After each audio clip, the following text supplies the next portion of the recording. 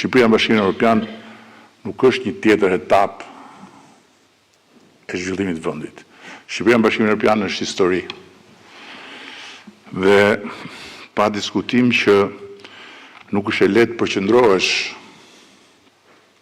në kushtet kur përtej zhurmës përditshme dhe përnaçshme të bombave artizanale që plasin të nxerë, ka filluar edhe një lëvizje sportive prokurorësh lart e poshtë nëpër Shqipëri, të cilët janë turur në garën për mandatin e ardhshëm dhe të afërt të SPAK-ut, duke prerë flet arreste në tufa për çështje që në rastin më të mirë nuk janë fare çështje penale, dhe në rastin më të keq, kudo në botën që na rrethon, hetohen në gjendje të lirë.